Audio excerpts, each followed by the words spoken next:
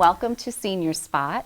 I'm Jenn Quinn, your host, and I'm very pleased today to have a guest here named Colleen Normandy, and she is with a very special program that is at the Chelmsford Senior Center, and the program is something that she's going to spend the next bit of time talking to us about. I firsthand know about the program, have had clients in the program, and it is absolutely sensational. So, Colleen, I am so happy to have you here. Welcome. Thank you, and thank you for that nice warm-up. Well, tell us the exact name of your program, because I think it's really important to separate the fact it's at the Chelmsford Senior Center, but what is your program's name? It's one of the many programs at the Senior Center, and the program is called the Chelmsford Adult Social Day Program. Okay. Well, what does that mean, Social Day Program? That's a term that you're hearing a lot now. Mm-hmm. What does that mean? What are people coming to do, and what does Social Day Program mean? So Social Day is non-medical. So unlike a lot of the medically modeled programs that are in and around us, our day program is a social model, meaning we don't pass medications, things of that nature. We do provide respite services. So the clients who we are privileged to care for come and spend the day with us, or half day, or 2 days a week, or it's a very flexible program. And it's based on a social model, which encompasses sort of the folks that might be at home by themselves, or somebody who maybe can't go into the senior center and kind of meander about on their own. They might need a little guidance through the day, and that's where we come in. And okay. It's a nice model. You mentioned flexibility, you know, there's not a whole lot of flexibility sometimes in life, so I enjoy hearing that term. So tell me a little bit more about the flexibility in terms of the scheduling that, you know, what do you call your folks there? Do you have a name? Like I call my folks clients, people call people residents. What do you call them? Maybe clients. Clients, okay. Or folks when I'm speaking directly to them. Okay, so your folks. Yep. So tell me a little bit about their options that they have. So the program is open Monday through Friday, 8:30 to 3.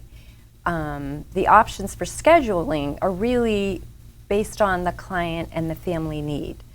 You know, so they could definitely do 2 mornings, 3 afternoons, 5 full days. So we try to, you know, keep folks so that they have options. We suggest if they're starting our program, they might want to start with baby steps, you know, a couple of hours here and there, so they're really comfortable with the program. It's we'd like to see folks sort of grow into the program, because it can be a little scary for people to leave their homes and come to a day program. Yeah. And anything new is usually met with some sort of hesitancy. I know that we experience that all throughout our lives. It doesn't matter what age you are. That's true. And I know that, you know, I've had clients from my company that, you know, I've highly recommended your program to.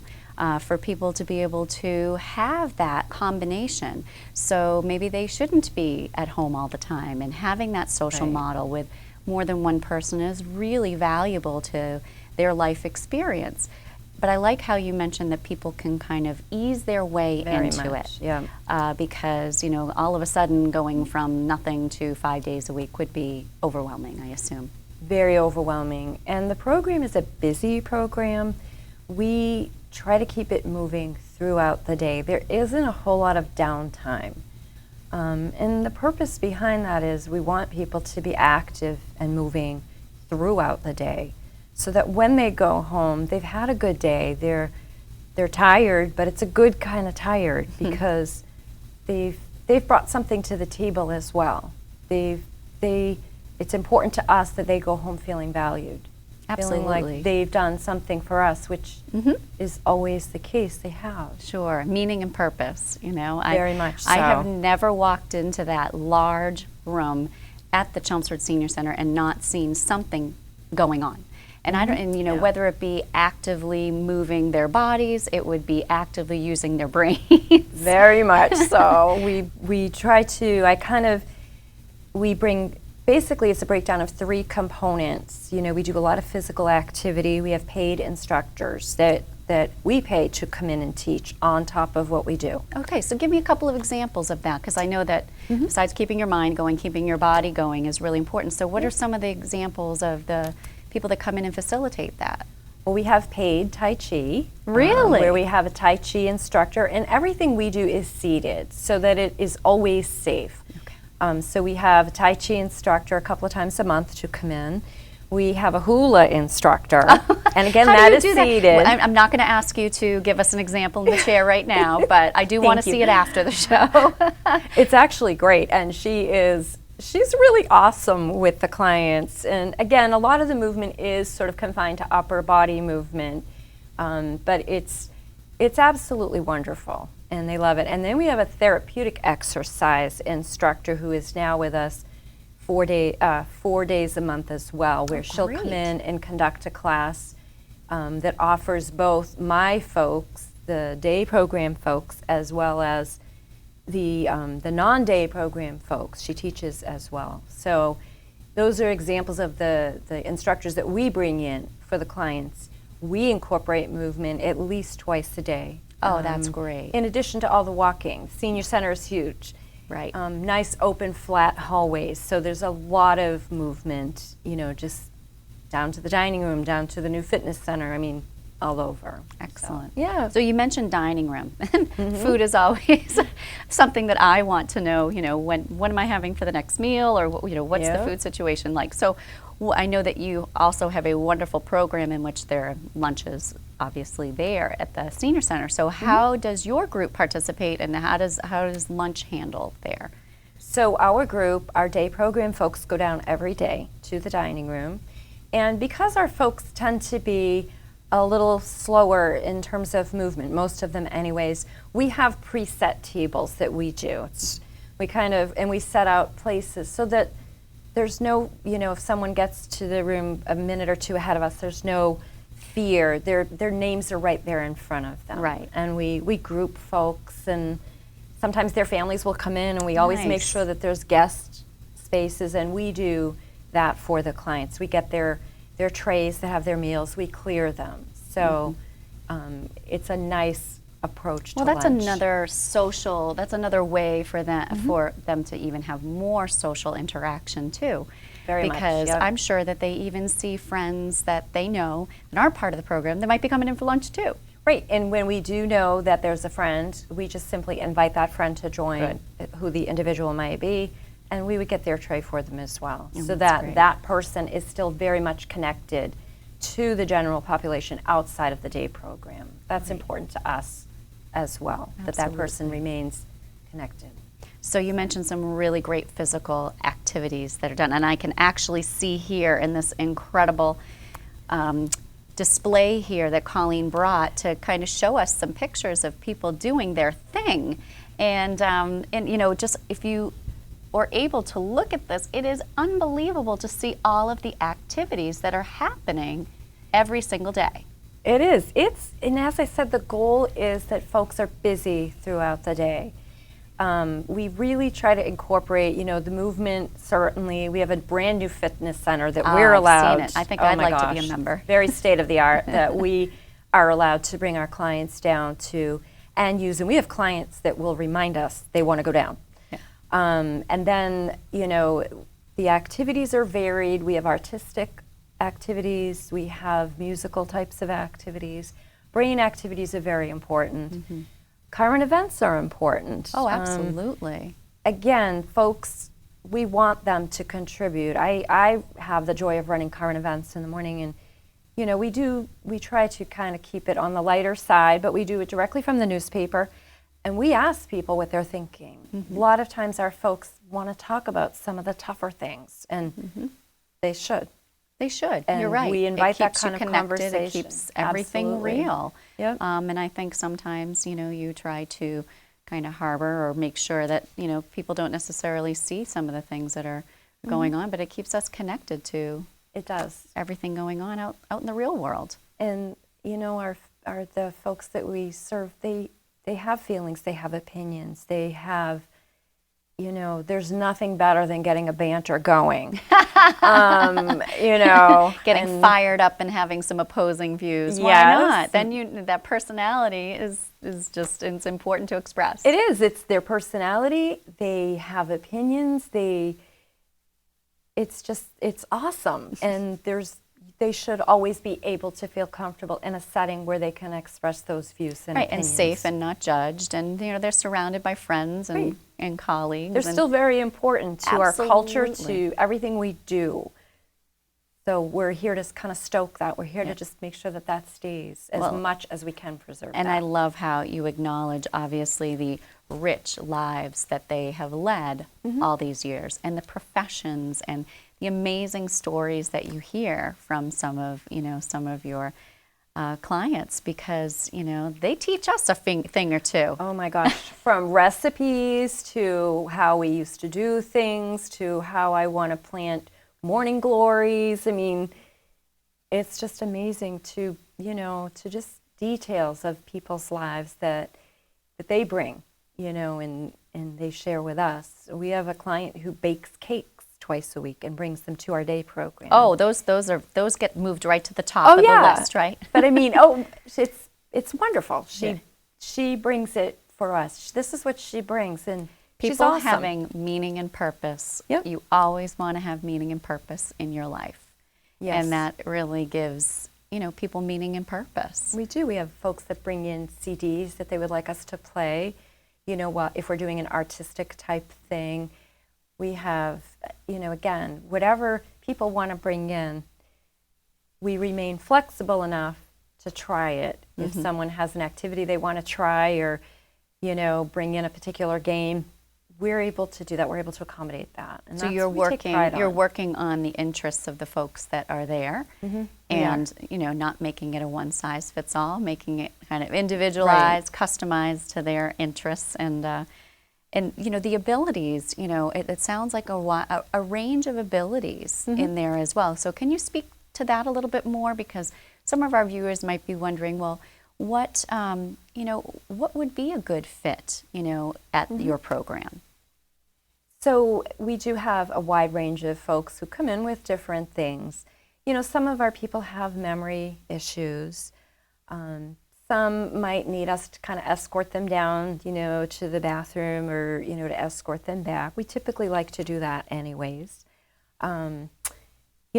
Generally speaking, our day program, again, is a social model. So people are still able to do some tasks for themselves and execute certain functions on their own, with us sort of guiding them along the way. Right, because we always want to preserve the independence, and your mission is to help what's needed, but obviously let other things just be. And it's very important to recognize, too, that when we invite people in to see the program or to hang out with us for a couple of hours, it gives us opportunity to kind of assess that individual. Safety is the most important thing. And if someone is going to be with us for any length of time, we have to be able to be comfortable that that person's going to be safe with us. Somebody who might be at risk to wander is probably going to need a higher structure program Because than it's an ours. open environment, It and I is. think that's part of the, the joy of the program, and being an outside person observing it, is that the openness and hearing all of the different people going by. I mean, that's a big plus. It is. It is. And, as I said, it is a public building. It's held in a beautiful senior center. The goal is to keep people integrated within the senior center. Right. So it won't be a place that has bells or locks or things. Right. Those people, there are wonderful programs out there that can cater to those who have higher needs. Right. Well, so when you hear all of these wonderful things and activities, and certainly the people leading it, you could see what your disposition is. And I've thank you. been there many times where I've seen that your colleagues are very much cut from the same cloth. It comes down to, well, this must be too good to be true. It must be very expensive. So let's get down to cost, because people do like to know what the cost of a program like this would be when trying to figure out what the best, mixture of services might be for their loved one. Yep. We are $35 a day, and that's for a full day. Hold on. Rewind. Say that again. It's $35 a day for a full day. That doesn't count transportation. Transportation is a separate cost. There are different fees for in the town of Chelmsford and outside of the town of Chelmsford. And for a half day, it's $18. Wow. And, lunch that has to be the best bargain in town. It is. And lunch is optional, but we're a meals program, so people get a lunch. Whether they want to do a donation, there's always lunch. Okay. So, and that's essentially, it is. But again, I would just caution folks, as great as I think we are, the reason it's so low is $35 a day is there's not a nurse there. Right. There's not nurses' aides. There's myself, who's a licensed social worker, wonderful full-time person who's there, as well as numerous volunteers and activity assistants. But that's the right fit for a lot of folks. It is. I mean, as you go through steps and stages in your life, that's going to be the right fit for, for a lot of people who would benefit greatly from it. Now, you mentioned the transportation, because that seems to be, usually one of the biggest challenges, for folks that, that might be interested in a program like yours. So how does that get worked out? Is that something that you have involvement in, or that the Senior Center has involvement in? How would somebody go to make those plans to be able to have the transportation to your program? So it is collaborative, and if somebody is living in the town of Chelmsford and wants to come to our program, we can have that person on the bus route in the town of Chelmsford. And if somebody's living in Westford, for example, Westford's kind of unique. They bring their own folks in, and Tyngsboro does too now. So we're able to sort of collaborate and coordinate that with the other surrounding towns. Okay. We also have a contract with Elder Services of the Merrimack Valley, and very often they will be helpful in helping us set up transportation for folks as well. Okay. And I noted that you mentioned that your Westford or Tyngsboro has their own transportation, but let's just go back to, you said Westford or Tyngsboro. So that means that other folks besides Chelmsford residents can participate in your program. Absolutely. That is fantastic to know. It is. Because a lot of times people automatically assume that within the town that it's just restricted to the town, community. Yep. No, it's we service Westford, we service Tyngsboro, we have a few folks from Lowell. We've had one from Dracut. At one point we had one from Nashua. We've had Billerica folks. I would say probably 65-70% at any given time are Chelmsford. But right now we've got a pretty good sized Westford contingency as well. Well, I don't know. Maybe it's because my company's in Westford and I've told a lot of people about it in Westford. But certainly the word's getting out there and it's getting further and further out. It is. We call them Westfordites, actually. Really? We try to sit folks near each other whom we know perhaps know one another. Sure, they might share a history in town together, figure out that they did something in common together. They did, yeah. We often do. We often find that as well. So, success stories. Nothing's better than a good success story. So I'm sure you have a book full of them, but maybe just a few, because I think it's helpful for our viewers to be able to identify with maybe a story that's similar to theirs. And they might say, maybe this is something that would work for my loved one, because this sounds a lot like the situation that I'm in. We do. Of course, without naming names, but certainly we have a wonderful gentleman who recently started with us, and he's very shy, very kind of reticent, if you will. His spouse had stayed with him for a month or so, which is fine. We invite the families to stay with us till there's a comfort level. Oh, that's interesting. So that's I don't think that's typical. We do. This is a social model, and I emphasize that because, thankfully we have the ability to invite people in and to stay with a loved one until they feel comfortable enough, and we feel comfortable enough to have that person stay with us without the family having to be nearby. And let's just face it, sometimes it is not the client that needs the transition. It could very well be the family member. So that's we've had nice those that hovering children, adult children, but it's okay, because again, until they're very much a part of their family lives, and until they have a comfort level, we don't do an admission until we're ready to take that client on without the family being there. So it's a nice option that a person you can come in really and stay. kind of test the waters and see if it's going to be by several visits, not just by one afternoon, okay, she's ready to go, and then it doesn't work.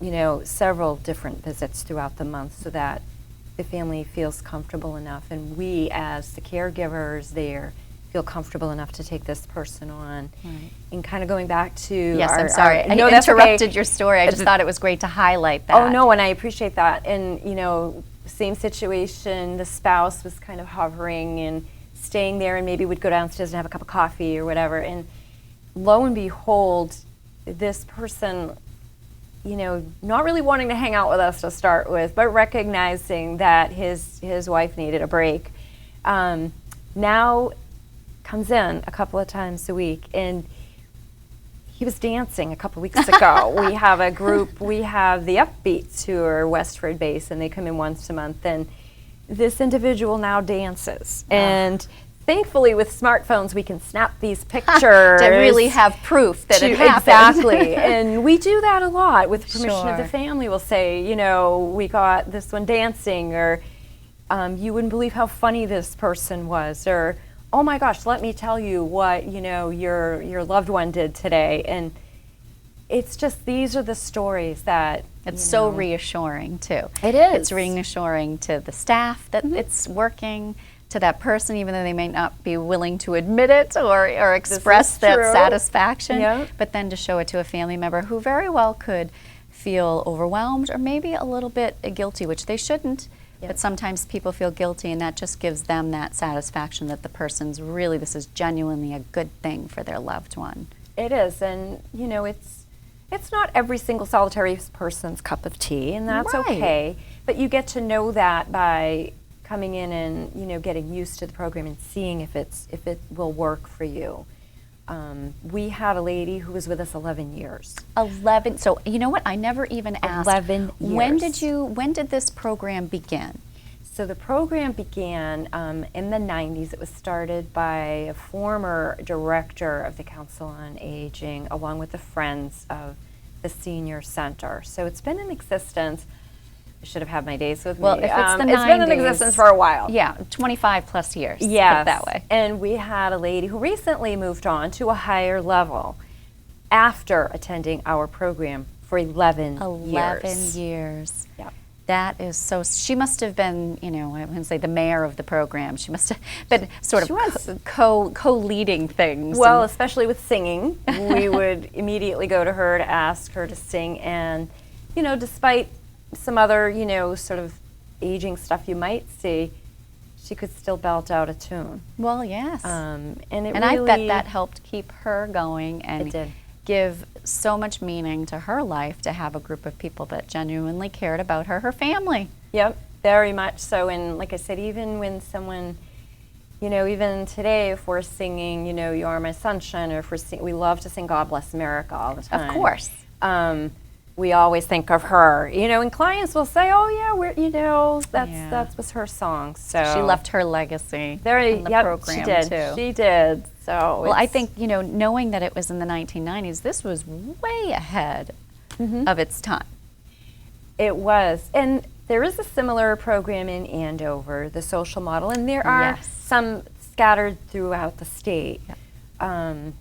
You know, but I like it because it's I think it's a unique model of care that doesn't put a lot of pressure on folks who, you know, who have to attend in, you know, it is all about their choice, and we do the very best we can to honor those choices when folks are with us. I like the model of care because it's respite driven, meaning the person who's the caregiver, who's that person who's side by side with the client, gets a break. They get that breather that they need, and you're right. They should not ever feel guilty about know. that. That's Well, what you we're know, here for. And I know that with our clients, you know, sometimes you know, whether it be the guilt or the client themselves may not want to do it. But sometimes if you position it that your loved one needs a break, then out of their love for their husband or wife, that would then maybe go out and have lunch with a friend or do something that they typically wouldn't be able to do. It just really helps to round out their relationships. A lot of times people will, you know, be more willing to give it a go if For they the sake of the loved one. Right. We see that too. And You know, I've always kind of felt like being honest with a client or anybody is the best approach, and we do frame it the same way. You know, I'm really sorry if, you know, you're not having a great day, but we're going to do everything we can. And, you know, this gives your wife a break. Right. And, you know, she wants to go shopping and you can hang with us, or, you know. You really don't want to wait outside the dressing room Right. anyways. You don't want to be pacing out there. So, you know what, maybe we'll just hang out here for a bit. And, Right. and it's, you know, you're right.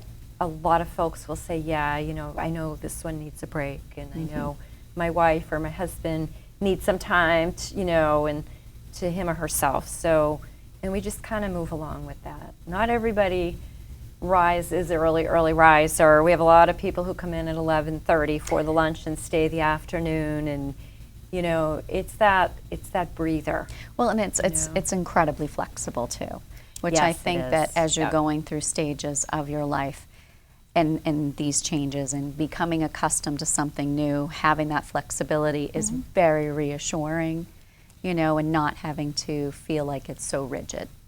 It is reassuring. And the fact that the program is located inside the Senior Center, I think is huge. It's a huge I do benefit too. because seniors go to the program. There's so many diverse programs there that folks, I think, feel comfortable. Well, you know, and I bet many of them probably have participated if they were Chelmsford residents or even other local residents, even Westford. You know, you get familiar with some place, and you know, then that makes you feel that much more comfortable as well. Yes, and that they can still participate. If someone wants to go down and chat with the widows group that's in my program, we make sure they get down there. I send a volunteer to assist that person to make sure that person is safe. We've had folks go to another art program who are with me, but they might see on the calendar of the Senior Center that there's an art class that they might want to take. Oh, that's great. Knitting group. We had a lady that went to the knitting group every single week. We have a lady who likes to play bridge. So again, it's putting a plan in place. So it's not even being still restricted to your activities. Exactly. It's the whole broad spectrum of activities. It is that, are that offered folks still have access to, and again, being mindful that we have to still provide that supervision, which Sure. we do, and that guidance, and we do that. So we sort of negotiate that arrangement with the client and family right out of the gate, and it works because again, it keeps that person connected. there. Wow. You know? So it doesn't have to just be our program. No, but Yeah. I will say the Chelmsford Adult Social Day Program is phenomenal. I've seen Thank it you. firsthand. I have clients that have been participants in it, and I'm so pleased that it's right down the street in our community. So, Colleen, thank you so much for Thank coming you for on. having us. Thank you. Yeah, Jen, thank you.